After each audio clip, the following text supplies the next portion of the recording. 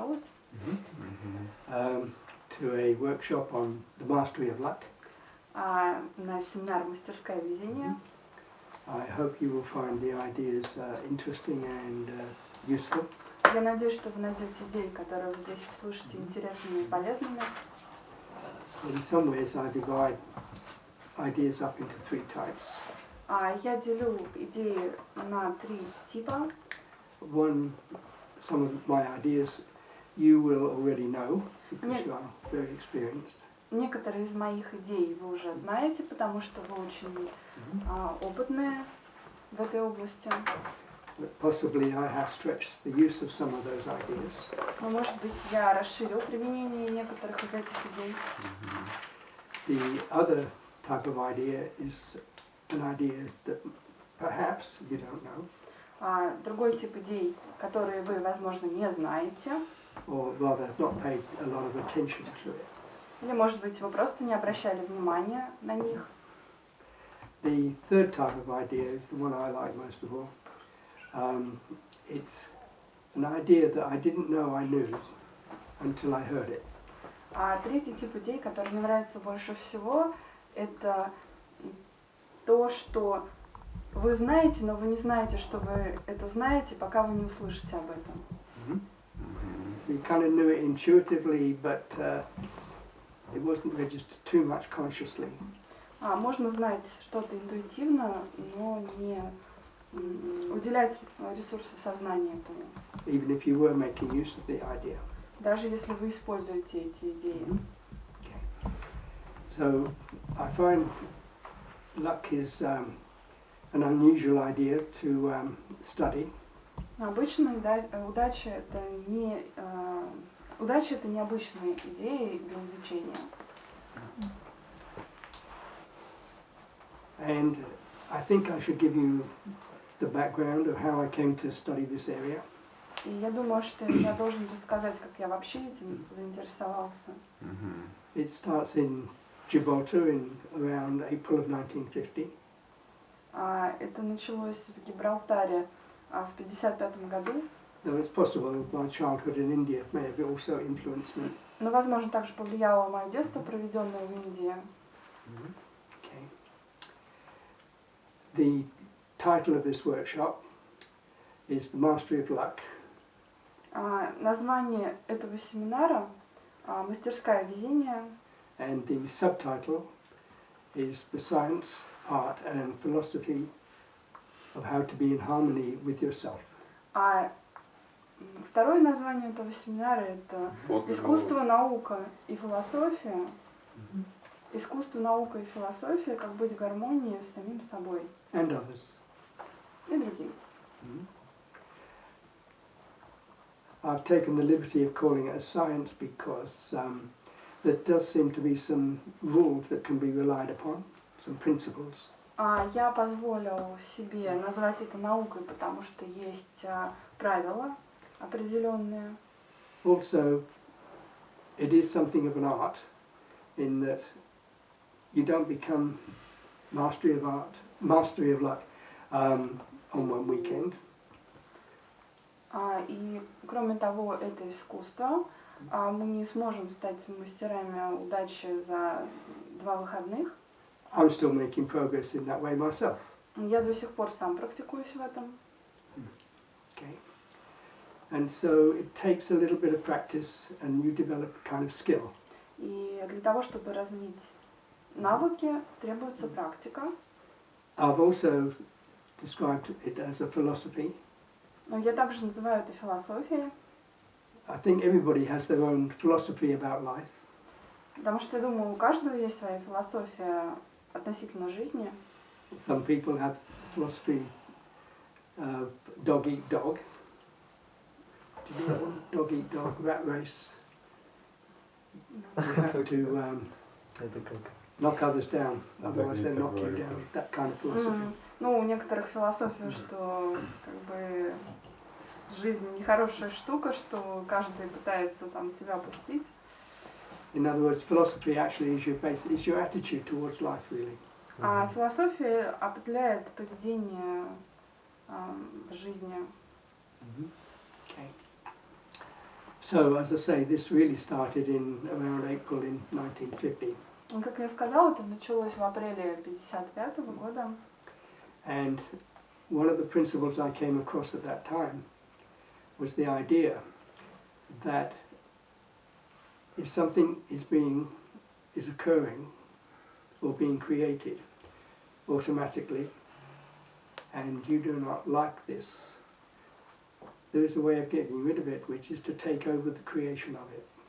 И один из принципов, который я обнаружил в тот период, это если что-то создается автоматически, если вам это не нравится, вы можете перехватить создание этого, вы можете сломать это, перехватив создание этого.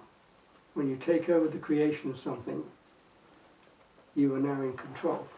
Когда вы перехватываете создание чего-либо, вы контролируете это.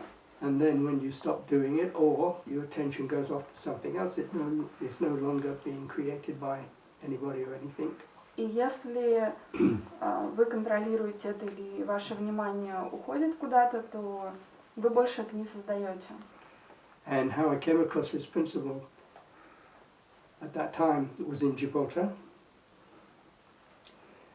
And I've been reading about yogis levitating and Hindu philosophy and things like that in little magazines. Я тогда в Гибралтаре читал журналы про всякие индийские штуки, про йогу. And at that time I decided to do prana yoga, breathing exercise. Я решил заняться прана-йогой, решил заняться дыханием.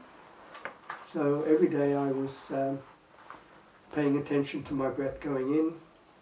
I used to count to 8 and then hold it for 4. Count to 8 on the way out and hold it out for 4. Я занимался дыхательными техниками. Я задерживал дыхание на счет 4, потом вдыхал, выдыхал, и все на счет 4. So I had no guru and only little commercial magazines. У меня не было гуру, и были только журналы. But everything seemed to be going all right. Но вроде как все хорошо шло. And then one day, after a session, I was slightly concerned. I was concerned actually. It seemed that my breathing was no longer automatic. И в один день после сессии я вдруг обеспокоился, потому что мое дыхание, обычное автоматическое дыхание, вдруг прекратилось. Оно больше не было автоматическим. And the thought went through my head: am I for the rest of my life going to have to be like, oh, breathe in, now, remember, breathe out.